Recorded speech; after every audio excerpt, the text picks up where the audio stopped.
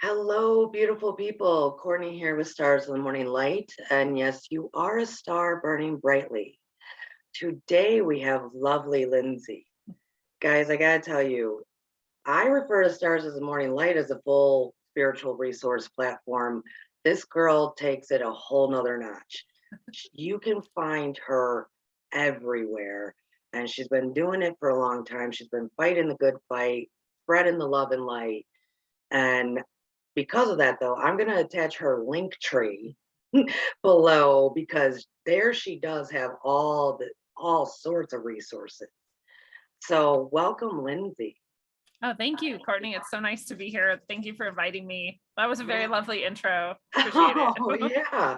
Well, you are. I mean, everybody kind of looks at what the person they're interviewing is doing, and I was like, wow. And you really have been fighting it for I shouldn't say fight.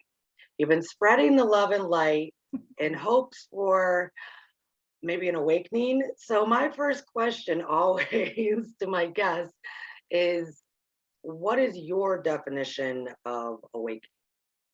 I love this because no one's ever asked me that question before. And have always had to think about it. And it's like, there's so many layers and levels of it, right? And we talk about being awakened, right? Yeah. And we're awakened. And now that has this attachment to it of like the supreme state. And you're going to be like glowing and like floating through the air and just like causing awakening to ripple out from you to all the other people you see. And there's that level. But like, if you think back even to like the first moment you maybe realized that your parents weren't perfect, right?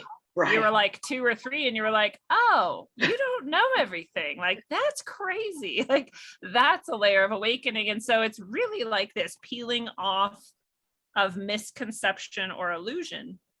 And it spreads from, that lightest level we can see to that highest level. And it's all the same thing. And when you look into like the ancient traditions and the texts and what the gurus are saying and all this, they're basically saying that too, is like this whole place is illusion, actually. Right. Everything here is illusion. So how much deeper can you go and what else can you sort of peel off and realize? I was even thinking, last night I was having this dream and I have this, I was interacting with this sort of group of mothers and grandmothers that I work with sometimes. Nice. Okay. But they were just teaching me how to garden better, which seems so like mundane. But I was also like, oh, cool. Okay. They were like, you can put this stuff right into the compost without adding browns. It's like, it is its own browns. And I was like, what? And in the dream, I realized, oh, I'm being taught how to garden by my council of elders or whatever. Like, so even in the dream, I had like a layer of awakening into the dream, so it's just anytime you just sort of have this realization or this deeper understanding or this sort of illusion disappearing, I think is awakening. Yeah. And I was thinking in my head, the aha moments, but I don't even like that. I like the veil lifting, the illusion, being, because aha can mean so much. It can mean, and I have to say my last interview, he kind of said the same thing, that it comes in layers for him. And it is that changing your perception and realizing the reality we've always thought is not the reality that is.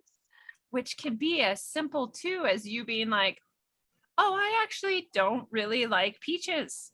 I don't want them anymore. Like that's a layer of awakening for you. So I think we get really attached and we have all this ego built up and like, I'm awake. I had an awakening in 2002. When was your awakening? And like, what? Like, do you think and this is a question, like, do you think you're awakened? No, probably not. Again, you're not glowing and floating and just like making things appear where you point. Like, so what's the point then of pretending like you're done now? Why awakened? I'm done. And like, no, this is a spectrum and a process. Exactly. And I thank you for touching on that, because I teach meditation. I know you do a meditation group. Guys, look into it. Link trees there. And I was taught meditation at a very young age and then just kept going with it. I mean, it was my jam. It was what I loved. There were so many times that, I'd be teaching people and because I'm not Buddhist sitting there, or they always felt like they were doing something wrong because Oh there's yeah. this image, this guru image of this is how you have to sit, this is how you have to be, this is how you have to breathe, and this is how many counts you have to do, and this is how that they would start, and then they would look at me and be like, as if I'm not doing it correctly because I'm not looking the way that is in their mind, or they would get discouraged because they can't get to that whoever they put on a pedestal. Yep. Or I had times that many would start crying, which is Good. so natural and Yeah. good and Yeah. great, but they would feel bad about crying in a meditation because that's not what the gurus do. That's not what the elite, people do. That they would feel so ashamed, and that, okay, let's pull you out and let's talk about this. And it's like, no, no, no, this is more beautiful than what these people are doing. Yeah. This is the massive release. So I'm glad you brought that up because there seems to be this, I don't know, a benchmark to hit, or yeah, I know everything, and which I'm also, for me personally, I'm very weary of those people. Yeah. I don't feel that anyone should put me on a pedestal, nor will I put anybody else. So, because we are really equal, some of us might have just experienced some more eye-opening events or eye-opening. I'm happy you said that because then that represents to me you are down to earth, you are welcoming, you are, really here to help.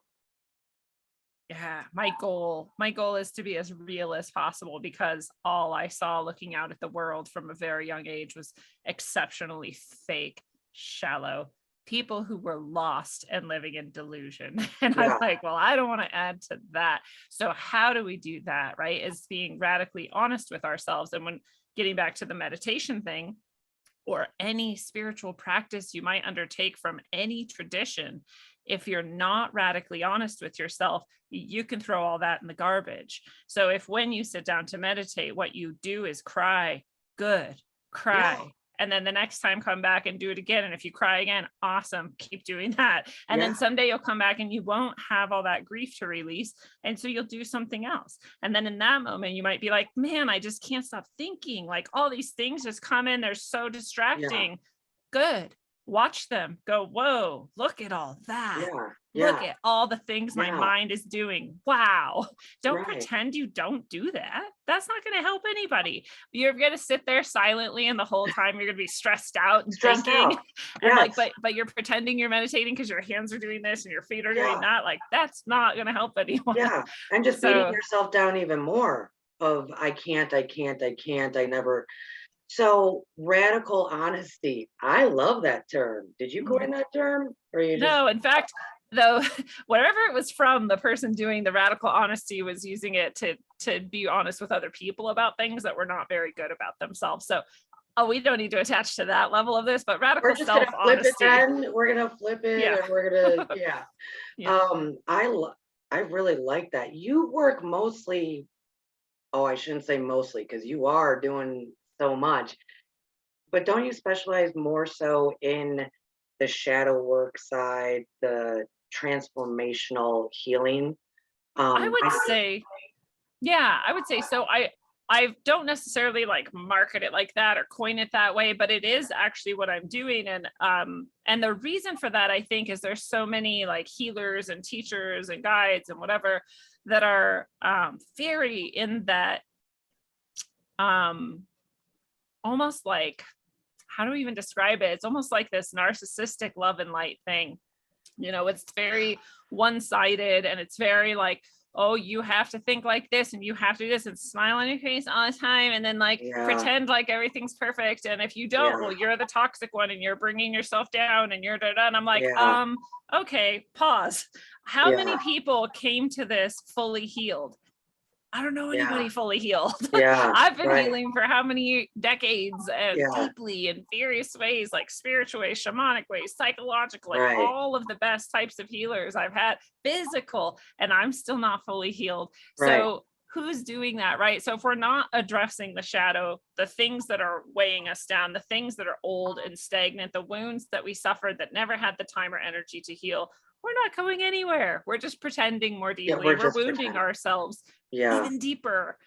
So I do end up doing a lot of what we would call shadow work. And it's like my favorite thing to do because I'm like, Nice. yes, when we can dive into that shadow and release that, like you're going to transform so much in your life. It's going to be amazing. Yeah, and it does take, in my opinion, that radical self-honesty.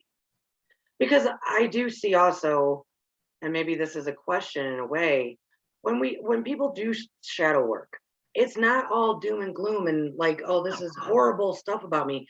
There's also aspects of ourselves that, well, maybe to others it doesn't look all that great, but it's in my birth chart and it's what I'm living with. So I'm going to accept it. I'm going to work with it. Or there's stuff that we just really do have to accept about ourselves, Yeah.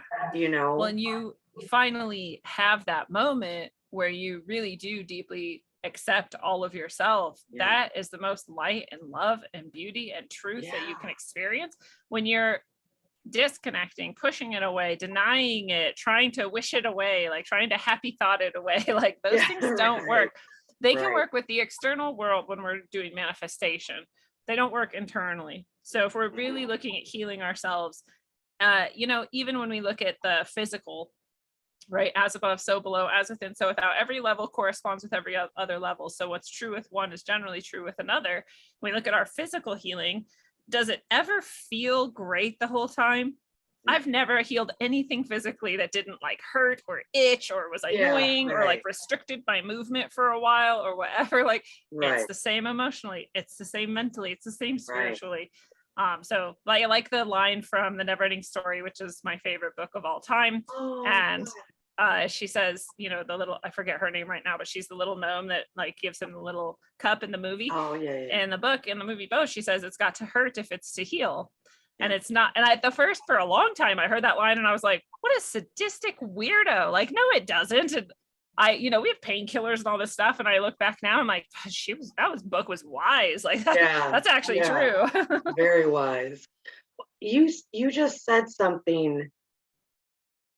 We have to go inside to heal the inside, but you said not necessarily to manifest on the outside. What did you mean by that? If we're manifesting and we're thinking or feeling negative things, that's not going to work, is what I mean. So it is true that Oh, you do okay. have to release the negative or not go into the negative when you're doing external manifestation. Like I'm manifesting for myself, $5,000. Well, if you're sitting there and you're like, well, I suck and I'm stupid. Right. $5,000 is greedy. What's wrong with me? Like, that's not going to bring you $5,000. Right? That's just true. So when you're dealing with that, it is true that you don't want the dark and the shadowy energy involved in that. Right. But it's also true if you're doing that and those are the things coming up, well, you got some shadow work to You do got before some, you can yeah, you got to manifest go that. further in. Yeah, Right. exactly. Do you use like a lot of I am statements? I do. I love mantras and I do I help people craft their own sometimes. And Yeah. it's so funny because people are kind of like, oh, like this, like that's gonna do anything. And it's like, it does. There's a reason people have been using this for Right. who knows? We can't even tell how long this has been a thing that people do. But it's a Since the form of word began, I'm going manifestation. to assume. Yeah. I mean, since the Yeah. word began, there was, or that's, I try to tell people, for me personally, I believe and I kind of teach this that, intentions are great, but intentions are related to our emotion. So that's why we have to do this shadow work. And our words, though, override intentions every day because they're manifesting all the time. So, yeah, like you just said, you could do this great experience to try to manifest X, Y, and Z. And 2 hours later, 2 days later, if you're, you know, I'm sorry, you just kind of pooped all over your manifestation with our words, and we don't see it that way. It's so true. The you know, even down to like the words themselves are literally creation. Our Yeah. throat chakra, the vibrations that emanate from it are going out into the world and creating. just like the word was spoken and there was life in the universe, Yeah. right? Like all traditions have this same understanding that this cymatic energy underlies everything that exists, is the first thing, it's primary. So your words are powerful. Yeah. And we don't give attention to that as often as we might want to, but it's also this script that's running in your head, right? And those are words too for us, for most of us. And so you've been doing what for how many years, right? For a long time, I was very hateful and angry and, you know, doing drugs and all of this. And during that whole time, I was like, I hate myself and I hate everyone, and whatever the script was, it was real bad. And then I understood finally, like, my thoughts are horrifying. They're toxic, like, you know, but to change that took how many years? Yeah. Because I had how many years of a pattern developed already.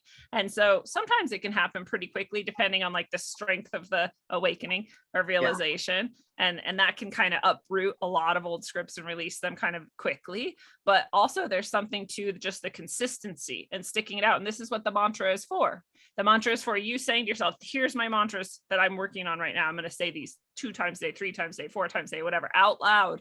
Use that vibrational energy so I can replace the script that had been running. My energy already is vibrating higher. My emotions are already released, but this script is in there. So I'm replacing that with this new script. And you start to believe it. In fact, all the studies we've ever done on repetition show repetition is one of the primary factors in what we believe. This is why they run commercials 75 times a day and play the same song over and over again, and like say the same stuff from the political pulpits and same phrasing, because the more we hear it, the more we're like, that's the truth. That's the truth. So do it for yourself, program yourself. This is my truth now. Like, so people poo-poo mantras, but oh my God, they're so powerful. Oh, I'm so happy. I didn't know we were going to flow that way, but I'm happy we did, because I just fully agree. And I think that's the first time I heard somebody break it down that way, that it's reprogramming the mind. I thought it was just to kind of make everybody feel good and release, and but it really is reprogramming.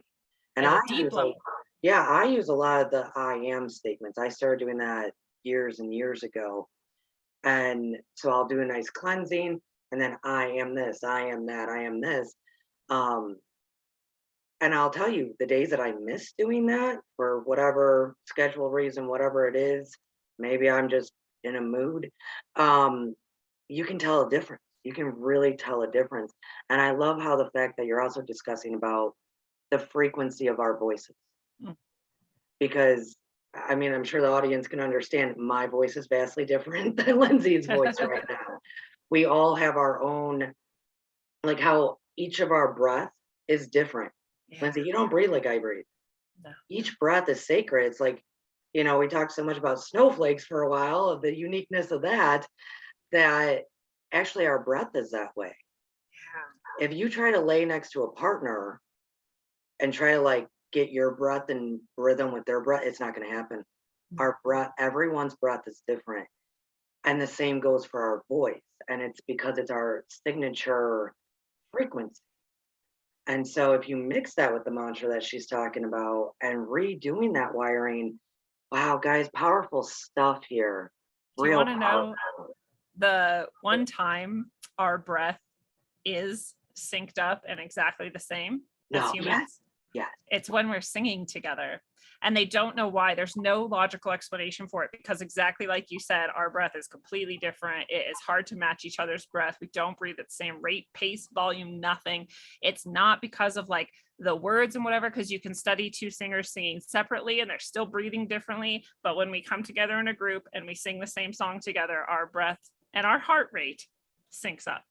Oh my goodness. That's insane. Like, it gives me chills. I'm getting chills.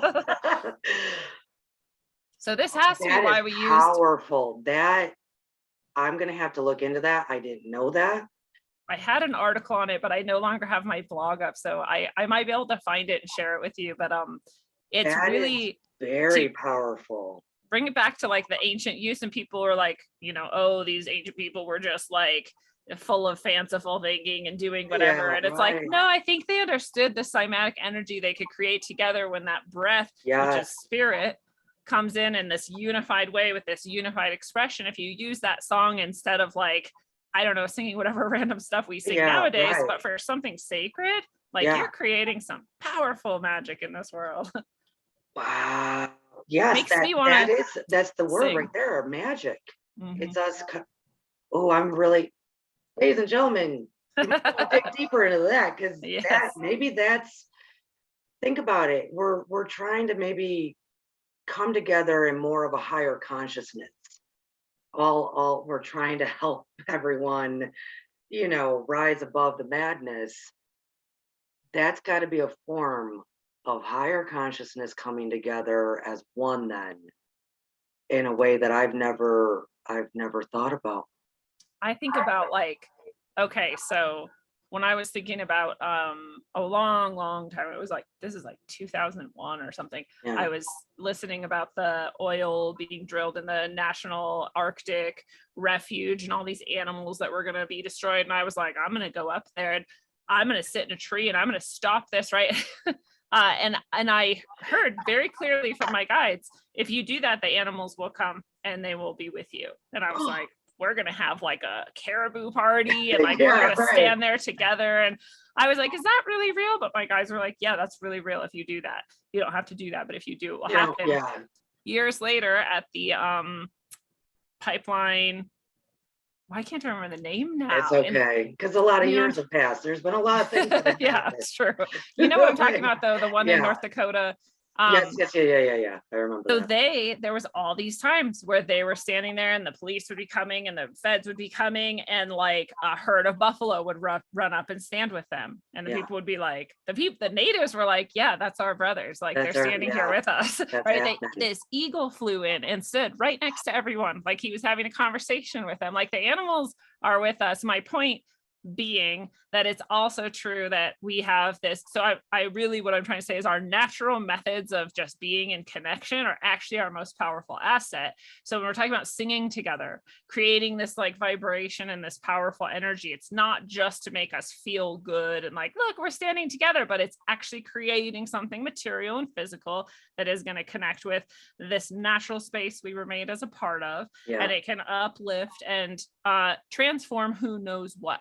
When those buffaloes ran up and did that, those feds and cops backed off. Yeah, exactly. Right? When we stand in our connection and we understand our own inner true power in this place that was created for us, or we were created for it, both are the same basic truths, right? Yeah.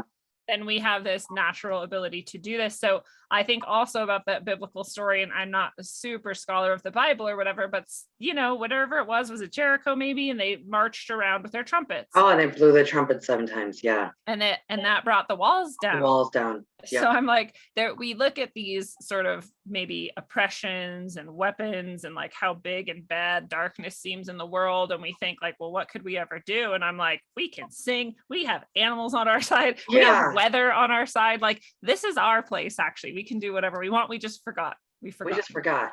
What a great, did you know this week is World Unity Week?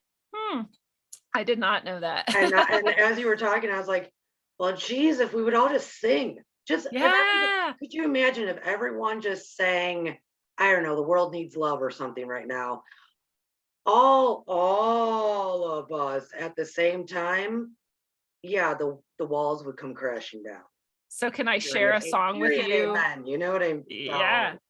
Wow. Can I share a song with you from someone who has that mission, actually? Oh, yeah. This is and I'm not, when I say things like this or share things like this, I'm not pretending I know everything about this person or their organization or what they do. And I'm not promoting all of that necessarily. Right. I just know this person specifically is a truly good, very high level energy being. Yeah. That you might call awakened at some higher level than most of us have achieved. And their song, they have the specific mission to have billions of people singing this song eventually. And they have millions singing it already. And the song is called Love, Peace, and Harmony. Nice. And you can find it if you just search for love, peace, and harmony. Maybe put it in quotation marks so that specific phrase exactly as that in that order comes up. But you'll see it. There's a song. It's all over YouTube and everywhere. And so if anyone out there wants to, I've also played this song for my chickens, and they like zen out to it. Yeah, animals love it. Like it just has a really beautiful frequency. I leave it playing really quietly in the background sometimes. I actually have it playing at night when I'm sleeping very, very quietly, so I don't actually hear it, but it's like there increasing the vibration. Wow. I think this is amazing.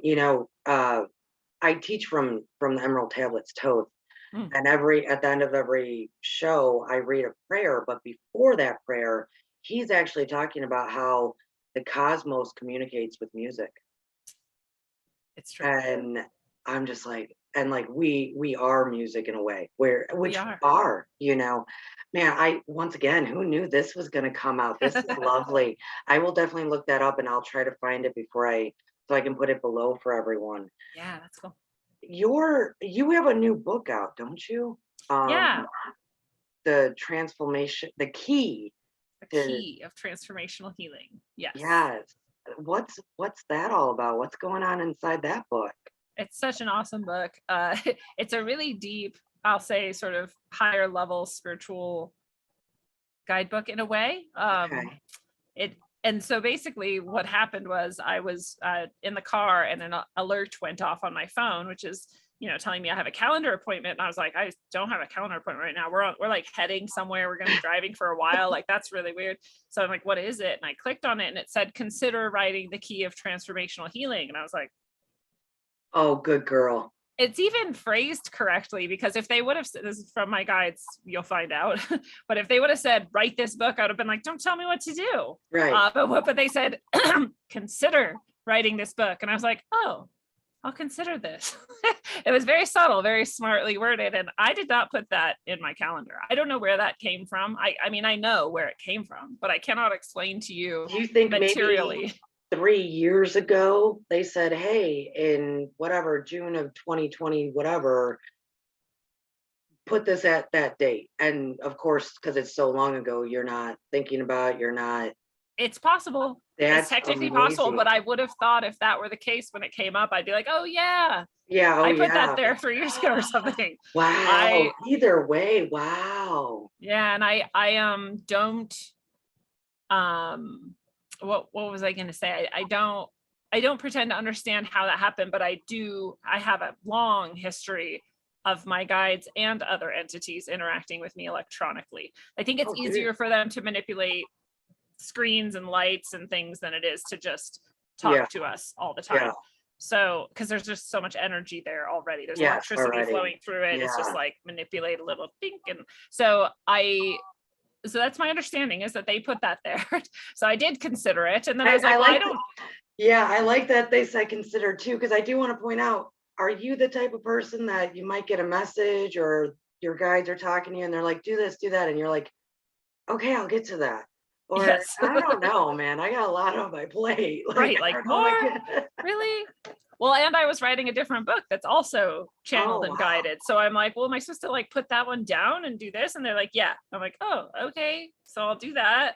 And then I was like, well, I don't even know what the key of transformational healing is. And they're like, just sit down and write it. I'm like, okay. So I sit down like I have been doing at my computer, and the 2 fictional books and the 3rd one that I'm writing are similar than that. I call them channeled. They're not word for word though. I'll sit down and I'll just kind of sit in this open state of like letting something come to me, and then it just comes to me and it's fully formed. It's like a whole scene or a whole chapter or an understanding of who this new character is and what their motivations are, like whatever. And I just start describing it as I see it and understand it. So it's not like this word for word automatic writing sort of channel thing, but it is like a form of channeling. And so I sat down to do this and I kind of expected that same thing to happen. No, it was word for word. It was word for word. Yeah, it was the first time that happened to me. And so I just was writing and I was just trying to not think at all and just I type really fast. So they're just like typing. And then I'd be sort of done. They'd be like, done. I'd be like, oh, and I'd put a little separator there, and then I'd go back and read it and I'd be like, wow, what is this? Like, this is amazing. So I'll say that there are concepts in this book that I never have considered before. A lot of the it's hard to describe. A lot of the principles and ideas in it I had thought of. I've been brought them as teachings over time, and they're in my they're in my wheelhouse. And so I think that was easier for that to come through because of that. But there's also stuff in there that I've never considered, didn't understand, and didn't know. So it's a revelation to me as well as I was writing it. That.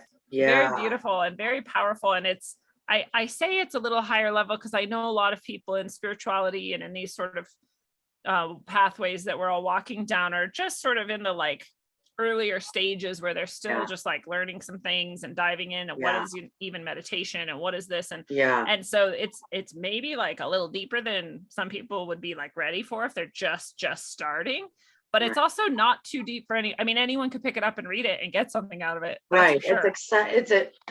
When I see books like that, I see them as it's accessible to all, but one person might read it once when other people might have to read it 2 or 3 times. Yes, that's it. Exactly. So, and I kind of look at it as a series of messages to people who have been on this path for a while. Yeah. It's like, excellent. I actually have a buddy who bought, I think, all of your books. Awesome. That's so They're cool. in his mailbox right now. Oh, I love that. Yeah, he was so excited.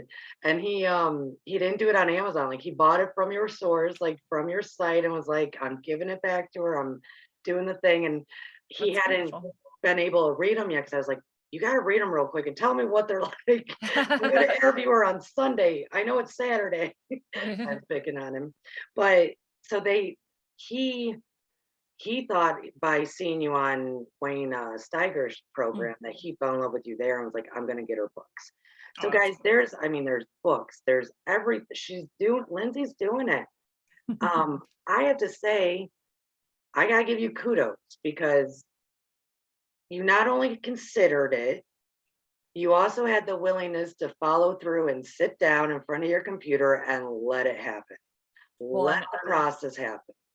And it was a deep honor, to be honest. Like I just think of all the other people that information could have come through or come to, and that they trusted me to hold this message and produce it and be have integrity with it. And because there was a couple times where I was like had to recognize, I've come out of it, but this part isn't done yet. And I was like starting to try to like fill it in. And I'm like, I need to erase that part. That's me, not them. Right. So then I delete parts of it and I'd ask them like, right, that was me, not you. And they'd be like, yeah. And then other times I would think I did that. And they're like, no, you were just a little bit more present for it this time, like a little more conscious as it was coming through, but that was us. So like I had to very clearly communicate with them and ask which parts were, should stay and which parts were me and should go. And so I was deeply honored, and I also had that level of integrity where I'm like, I don't want to taint this with whatever my little miniature human, very narrow viewpoint might be compared to whatever they're doing up there. Like, very good, very nice. Because for me, myself, like I said, I will oftentimes be like, I'll get to it later. I can't, I haven't even been able to handle this over here. And, or I, just working with people and talking with people, it's the follow through aspect that catches all of us. And you kind of hinted at it too, to be honored with that gift. If we don't follow through, if we don't concede to it, if we don't do it and be willing to do it, it's going to go to somebody else. Yep. That inspiration, the guidance, the message, because they don't care really who it's coming through. They're not attached to that. To them, it's the message that matters, right? So I guess I just really wanted to stress that for everyone, because I'm actually doing a show next week with Brian Richards about spiritual integrity. About having that follow through, about doing what you say you're going to do, about having the willingness to listen, and all sorts of integrity there. And sometimes you just don't want to do it. Like 2 days ago, I was having the worst. I have, some medical conditions where my hormones were like making me angry and sad. And I had specific traumas being triggered by specific people. And so that was part of it. And I was like feeling like fat and old and dumb, all this. I mean, it was like back to like 1996. So I was like 14 again, right? And I was like, wow, how did I fall into this darkness today? Like, this is crazy. Doing spiritual practices, trying to help it lift, like nothing was cutting through this, just like, so then I had a sound healing to do. And I was like, I can't do a sound healing like this. Like, I'm going to put all my negativity into this, which is not my understanding of how it works. It's my not, understanding is that it comes through me, doesn't attach to me, and therefore none of my energy goes with it either. But I just felt like I couldn't possibly. And so I can't get asked them. past your mind telling Yes. you, I'm not good right now. Yeah. Right. So I asked the guides, like, right, should I not do this? Like, it feels like I should not do this. And they're like, no, do it. And I was like, you guys are such assholes sometimes. Like, but I've learned a long time ago, like, I just do what I'm told, because that they are always right. They're so always I'm like, right. oh, okay, always right. So I still fight sometimes. So it's so much better not to. So I went into this sound healing. I started doing it, and I was like bawling. Like, so much was releasing for me. I was getting healing as I was giving healing. And like, you would think that's so inappropriate. It was not inappropriate. I was actually doing it on this dog, and this dog, like, this dog wanted me to heal too. Like, it was like an equal exchange. And it's so funny, because when someone asked me, can you do it on a dog? I was like, I never have, but I know I can. And then I was like, but I'm being guided to give it at like very reduced price. Well, that's why, because it was actually a healing for both of us. It should have been free, maybe even. And so this dog received all this healing. His conditions shifted immediately. He had immediate physical and mental and emotional noticeable changes, and I did too. Well, and honestly, that's, if you're doing an animal, that I think is probably kind of how it would need to go anyways, because animals really, like, especially dogs. I should say dogs. I shouldn't just say all animals, but dogs, that is one of their jobs, is to just love you. To love you. And so it was able to do its job, which made it comfortable enough to receive the healing, because it took it as, oh, I'm comforting her right now. Yes. Right. I have a job. Yeah, I have a job. Yeah. Very cool. Wow. So that's like the power of, like you were saying, spiritual integrity and stepping up. When you said you were going to do this, like, do it. There are some times where I do say, this is not the best day for this, and I'm getting guidance that it's not the best day for this, and we're just going to reschedule. But there's times like that where it's like, no, it's actually important to do what you said. It's actually, there's a reason for this. There's a reason it's happening at this time. Even if you're in your head or your heart or your whatever, and you're saying, I can't do it. Yeah, you can. Go do it. And there's, people who I work with often will say things like that. Like, some days it's just so hard to get up and to do any of the things. And I'm like, yeah, it is so hard. And when you do it anyway, afterwards, you're like, I'm actually a little better now, because I forced myself to do it. I'm not talking about the times when we're like actually exhausted and need healing. Right. No, but sometimes we're just not in the mood, the mindset, we're just resistant to it. We're very, I don't know, stubborn. Mine is stubborn, everybody. Mine's just stubborn. But for me though, that goes back to the mantras, because if I'm having the mornings or the days or whatever, that I'm like, oh, I know I'm supposed to be doing this, but so much easier just go over here and do this. It's so much easier just focus on this over here, even if this other thing is like not enjoyable. It's just easier, or something like that. That's where the mantras come into play. Because then it is then the rewiring of the mind, restarting the day, going, okay. Lindsey, I have to say, so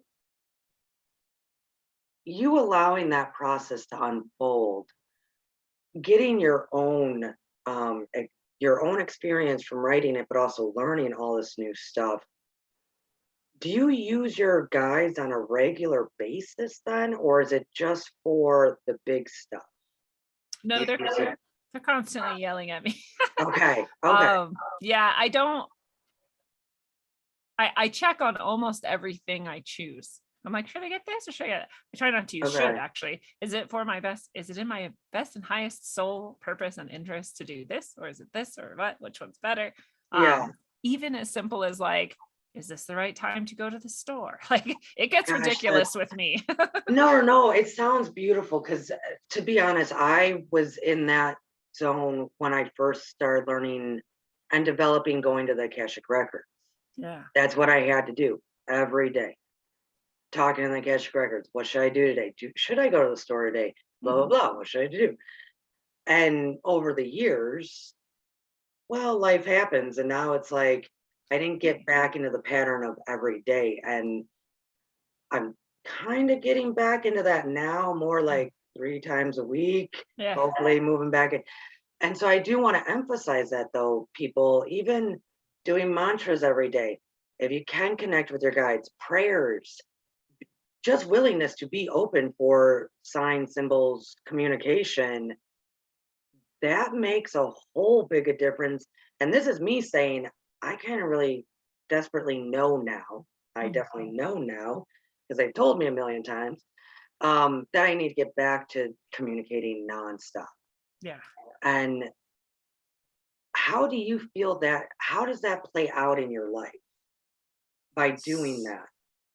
It's amazing. I mean, I'm in the best part of my life I've had so far. As each year I get older and people are like, oh, we're getting older, and I'm like, yay, we're gonna go Yeah, there.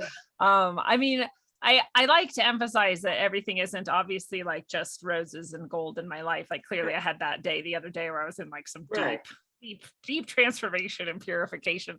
But Yeah, you know, overall things just get deeper and deeper and better and easier and brighter and right, brighter. And it's because I listen to that, either just my own heart and intuition, which is basically the same thing, right, or a direct communication, like, you know, confirmation and flowing that way, even when sometimes it seems counterintuitive, like giving a sound healing while you're like actively right. bawling, or you know, Or when it obsolete. seems, When you're yeah, saying like, should I go to the grocery store? Should I do this? Should I do that? right. It seems obsolete to us. Like, oh, it doesn't matter if I go to the grocery store at 5 o'clock or if I go at 7 o'clock, whatever it is.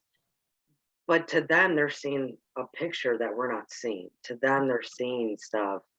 Both for And us and others. They're like, yeah, yeah, actually, if you go at this time, you're gonna like smile at this person who needed that right, little dose, like badly. right, Yeah, exactly. it Right. is. And some people don't, some people are like, oh, I would never bother my guides with these things. And I'm like, those are the same people who tell you, like, you know, that you have to meditate in this really specific Yeah. way, and that like if you're Yeah. not like this, you're not spiritual. And I'm like, oh no, if you're not honest with yourself, you're not spiritual. That's about it. That's the That's only about it. requirement, period. The There end. you go. And I can ask my guys, they're so happy. They're like, yes, you're listening finally, like you're doing it. Like that's all they've ever wanted, That's is all for they me to ever talk to want. them. I know. For me, that's every time I now go to the Akashic Records to communicate, because I can communicate with my guides, but that's kind of more of a, I mean, I get like really good answers there. Yeah. um, every time they're like, "Oh, we're glad you made it, Courtney. You're supposed to be here every morning." Yeah, I know. Yeah, I know. They're It's like the like, school teacher, like, come yeah, on, yes. tardy bell. Which I mean, I missed a lot of school. I'm still a little bit of a rebel at heart, I guess, that it's no, I'm gonna do whatever I'm gonna do whenever I'm gonna do it. Um, yeah, I skipped a lot of school. So it's exactly that way of Courtney. We haven't seen you, but we're happy you're here. And it's like, oh, I know. I know. When am I gonna get a break from I, doing all the positive stuff? It's so yeah, weird how my mind works. I know. We're like, well, it's like when I was slowly quitting each thing, right? I quit, you Oh, know, the yeah. hardest drugs first. And then eventually I was quitting. And then finally I was quitting smoking. And I was like, even smoking?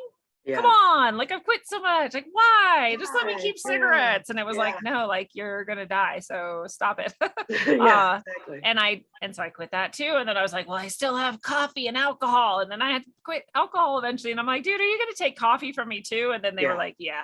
And I'm still in deep rebellion against that. I'll drink coffee, See? try to stick with my tea most of the time. And then every once in a while, I'm like, give me a 32-ounce cold brew. Like, Yeah. And yeah. and so mine aren't huge defiance, but yes, stuff like that. Like, man, I know you just said this, but nah, You're not like, yet. I've Not come yet. so far. But it's like you Yeah. said too, like, why are we resisting the good stuff? We know how far we can go is so Right. beautiful. Yeah, it's I so don't weird. know.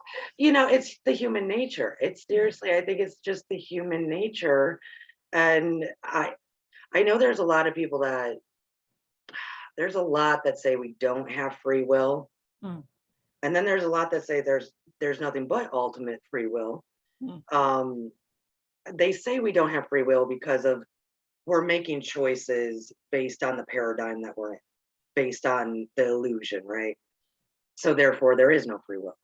Well, I was raised to not even really pay attention to the illusion, really go the other way, very oddly. So I definitely believe there's free will. Every day, we can change our mind at any moment. But in regards to stuff like this, it is our free will. It's like, no, that sounds really good, but for some reason, I just want to sit here on the couch. Or that sounds really good, but I have to run all my errands before I get to that Well, and because I we're don't want to have to deal with the errands later. and, That kind of thing. and people are like, oh, these are the lessons you're here to learn. And it's like true. And the ultimate lesson to learn is just karma. Yeah, you can sit on the couch and then Yeah, here's the right, consequence of that. right, Or you could do this and then here's the right, consequence of that. And we right. say things like, oh, it's so hard to do some of these things. But I have a good friend who pointed out, well, it's way harder not to do them Not to. actually, because eventually the inertia and the like things Yes. that you've like accumulated in your field, you're like, oh God, now I have Yeah. to like weed these out and heal all this. Yeah. So it's And actually it's easier to do the other thing. so sad because we also, once we do it, we feel so good about ourselves. Yeah. Like, why do we? So I'm just, it's a weird paradigm of like, okay, this is us really demonstrating our free will. Therefore, we do have it. We do have it, folks, just so you know. It's actually our free will that dictates a whole lot of stuff. Oh, yeah. Um, but it's so odd that's like, okay, I'm going to demonstrate this free will that's really not going to make me feel that great when I'm being told, hey, this is going to work out for you wonderfully. Just go do it. And we just sit there. We just, no, maybe tomorrow, maybe later. There's got to be some kind of something in us. And I'm not really one for the like fear of failure or this and that, or, it's going to make me work too hard. There's got to be something within us. And I think it is attached to a little bit of our free will that has that rebellion, that little taste of rebellion. Like, I don't want to do it because you told me to do it. Yeah. Well, there's always something, right? There's some wound somewhere, or there's some part of ourselves we rejected somewhere, or there's There something you that is go. the cause of us resisting these things. And so when we find those and release them and heal them, then we find it's actually like really easy to not resist anymore, or not rebel against it anymore. There's interesting with this free will thing. I had one of my shamanic teachers laugh really, really hard at me when I explained all my plans to him. And he said, you still think you have the choice? Like, have fun with that illusion. And I was like, what the hell? Of course I have the choice. And the very next day I had this incredibly profound, like 2 years in the making situation that proved that like I did not have a choice today. Like this was all ordained at least 2 years ago that I would do exactly these things. All the little choices I made today in this order for this reality to occur in this way. But I understood still even then. So like in this moment, there's so much karma we've built up that has basically dictated that like, this is what's going to happen to you today. This is what's going to manifest in your body, health wise. This is what's going to happen and come to you. This is the person who's going to enter your life. But that is rooted in our free will. So our free will isn't necessarily always as immediate as we want it to be, but at the highest level, we have free will, and we've been choosing everything all along. We've been planning it all along. Sometimes it's plans far, far in advance. Sometimes the meat of the thing had to happen, but a lot of little details didn't. Like I could have wore a pink shirt today and we'd still have the same conversation. Right. Exactly. So I kind of look at this like ebb and flow of our free wills, and the appearance of it to us might be different than what's actually true at the root. You're right. It's nothing but free will. But our experience of it can be like what he laughed and said, oh, you think you get to choose. Yeah, exactly. No, you don't. And that's, I always taught it as, I always kind of gave the concept of like, every day you turned right. Every day you turned right. All you know is to turn right. That's what you do. You turn right. And because of, like you just said, you started turning right, and then it just kept kind of going. And you're just now turning right and turning right. To me, we are the only species, we are the only beings that have this out this aspect of free will. Other beings don't have that because they're already highly consciously connected and or variations of things like that. Yeah. So they don't have what we have. Ours is so powerful. And so every day we're going right, we're going right. At any time we can wake up, and say, I think I'm going to turn left today and see what happens. And we do that. That is us demonstrating our free will to a level that then we see how that plays out. So you are right. Once you kind of get on this, I don't, this propulsion, this movement, which is science really of like, motion, matter, going. Yeah. But at any time we can cut that immediately and go this way. And go ahead. There's two stories that come to mind for me. One is from a client, or I hate calling it that, a person who I work with. Yeah. And this person was, trying to figure out like, why is it so hard for me to get pregnant? And also, why am I having these other sort of my physical beauty seems to be like deteriorating for reasons no one can figure out. Why are these two things happening to me? And so we went and we did a ceremony for her. And it turned out one of her past lives was suffering severe abuse and murder at the hands of a much older person when she was a small child. She understood in that life as this was happening, it was connected with her beauty. She also understood that the adults didn't protect her parents didn't protect her. And so there was trauma around creating something you couldn't protect in the world, and also of being so beautiful that it caused harm to you. Yeah. So when we were able to then, bring healing and release to that, there's transformation that happens then in this life. So this is a long-term karmic thing we see, right? There was free will in that. Well, I choose then to not be beautiful, and I choose to not bring life in when I'm not sure that I can keep this from happening to that child, right? Yes. And so this is like karma can cause that inertia you're talking about over a long period of time to where we don't even remember anymore. What was it? Yeah. What was the choice we made that put us on this path? We did actually choose this, but it doesn't feel like it. Right. The other side of this, so this is when we're still stuck deep in our karma, which all of us here are. Well, that's why we're here. But when you're transcending that, when you're at that higher level of awakened, right, and you really have gone deeply, there's a story of, oh God, I don't remember which monk or whatever, and I'm pretty sure it was a Ram Dass story. People can go check it out and find it somewhere. But I think it was Ram Dass and some high level guru. I don't think it was the Dalai Lama, but it was like someone pretty high up or whatever. Yeah. And Ram Dass brought him like some really good acid. And he was like, you have to try this. It's like so expanding in your mind or whatever. And it's like this like shortcut out of the universe. And the monk guy took it as a vial. You're supposed to take like a drop, right? And he drank it. Wow. And Ram Dass was like, I just destroyed this beautiful person. Like, oh my God, that's not what you're supposed to do. Like, whatever. And the monk or whatever started like freaking out and like screaming or whatever. And Ram Dass was like, oh God, what have I done? And then the monk just started laughing and was like, you think that can affect me? And he was fine. It was all a joke. He drank a vial of acid and it didn't touch him at all. Yeah. That's how high and immediate your free will can be when you are free from karma and illusion. Right, exactly. I love it. It's interesting that you brought that one story up. So I clean people's timelines because karma leaves that residue. Yeah. And I had I hate saying client too, but it was a client a couple of weeks ago. Same kind of story. In this life, she is not embracing any of her feminine side, and it is vastly off balance. And now it's causing her like medical issues because her body's literally not built to be doing all the masculine work she's doing because she's wanting to avoid any kind of femininity. And it was because of the same type of thing. Horrible.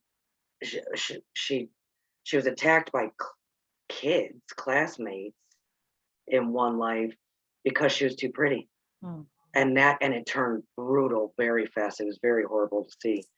And then it was like 2 weeks before she died from the incident. And the entire 2 weeks, she just laid there going, if I just wasn't pretty, if I just didn't want to be feminine, if I just didn't want to, this and that.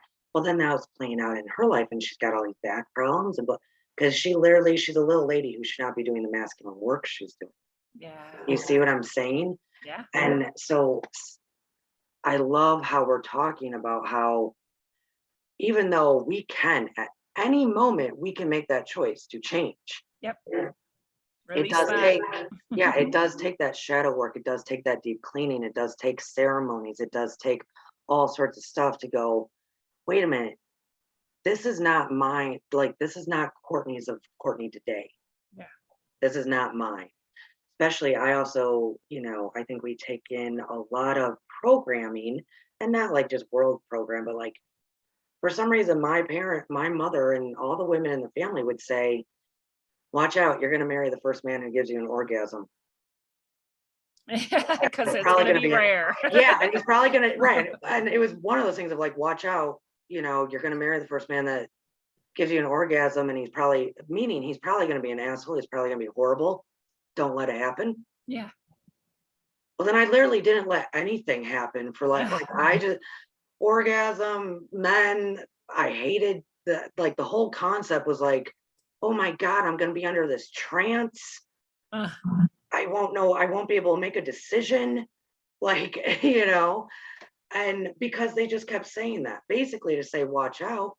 That got So I'm already an adult. I'm already married. I'm well into marriage. And I'm driving the car and I'm like, and I'm remembering all this. I'm like, is that even mine? Would that have even have been yours, Courtney? Would that thought ever have sprung from you? Most likely not. Yeah, there's this powerful practice that any of us can do where we just pick any person in our life, good, bad, neutral, doesn't matter, right? Pick this person and just give back to them everything that is theirs, their ideas, their programs, their energy, their emotions. This is especially useful if you've done any sort of codependent behavior in your life, Yeah. especially if you're a healer or whatever too, because we tend to, Yeah.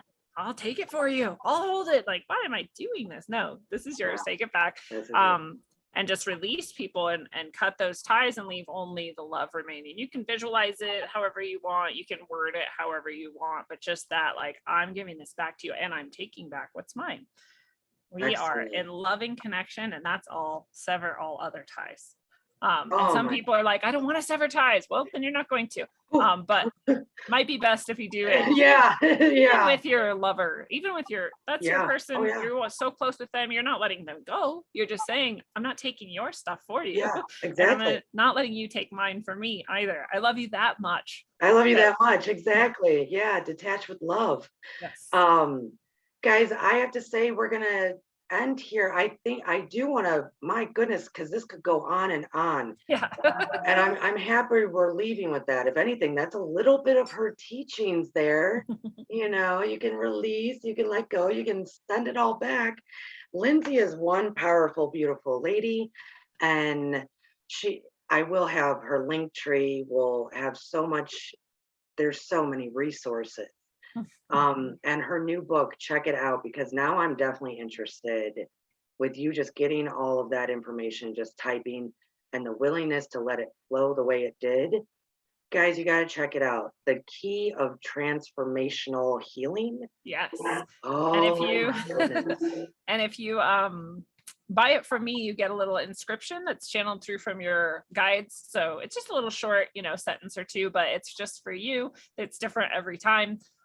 Your friend who got 4 books got 4 different messages, I'm sure of it. Cool. And you can buy the 4-book bundle if you want. Is it 4 books now? Yeah, I think I'm selling through. Not all my books are in there, but the 4 that are the most channeled and recent are all part of this bundle. And you can also get them from Amazon or Barnes and Nobles or whatever, but you won't get the message in it, so I don't control that. Very cool. But I would love to share that with people. And yeah, the link tree is perfect because you can find my site, you can find my services, my channel, my show, everything else I do. So that's perfect. Real quick, are you doing an event on the solstice? No, it's in celebration of the solstice, and we just did it Okay. yesterday. You just did yesterday. That's what I was Yeah. wondering. I Okay. would love to do them on the solstice each time, or this, because I do every solstice and equinox, but often it's in the middle of the week and Yes. a lot of people right. still have traditional schedules. So I Right. just found that more people can enjoy and attend if we do it, on a weekend day. So we did it yesterday, since today was Father's Day, but so it was on Saturday the 18th. You technically could still get it. It's recorded, but it might not be as fun for you since you didn't get to go live. But I do it Right. every solstice and equinox. So the tickets are already up for fall Oh, very cool. equinox. And so you can grab your tickets. And I have yet to determine who will be there. I always have a group of people who are highly intelligent, highly powerful healers, powerful psychics. And the goal is always to both align us and kind of allow us to connect more deeply with the energy of the moment. So the solstice or equinox energy is really important for us to embody and realize that we're doing the same thing that the universe is doing. So we want to honor that process in ourselves. And to get that healing, we get such deep healing. Actually, we have such transformation that happens. People will share stories about what happened after they go to, it's called One Day of Brightness. And it's always like it's no longer surprising to me, but we get so much from this. We create a really powerful field. And so if you want to get like healing, learn things, get new practices, and get free gifts, we always do all these giveaways and stuff. Like it is just the best day, and you just get energized and brightened up, and it's so cool. So if people want to go to the next one, the tickets are already available. It's just One Day of Brightness. Check into that, because the autumn equinox that's one of my favorites. That's your time. Yeah, me, autumn and Yule, and spring's okay, but I'm more like May Day than the solstice or the summer solstice and stuff. But the autumn one, that's my top. That's really. See, summer is the one I'm least connected to. I'm most like repulsed by the sun. I love the sun. Heat? You want me to do what with the heat? Exactly. I've always, my whole life, I was born in the worst winter storm that they had seen in like many, many decades. So I think I'm just like in love with the cold. Winter baby. Yeah, you're a winter baby. So the summer is like, I honor it, but it's not my favorite. And I think that's part of why I had such deep purification going into it, because I have a lot to release from that too. But yeah, the fall is always nice. That it's just such a good time. It's cooling again. We get all this bounty that we've created like from the whole year, and then we get to like really honor ourselves for that. It's such I love the growth and transformation and healing you can do the autumn into like the dark winter months, and then there's Yule right there saying there will be light. There is light. We know you're healing. We know you're doing all this deep work. There is light. And I just love it. So you'll have to maybe come back on before the autumn one so we can plug cool. that. Yeah. That'd be awesome. And if we want, I can end on a bright message we got yesterday from one of our gifted soul communicators, Catherine O'Shea, who she's just so powerful and beautiful. She was channeling through a phoenix spirit. And the phoenix said to us something that is very true and very important, I think, for all of us to remember in the coming time, which is that, here at the height of the sun's at its height, it's this powerful brightness.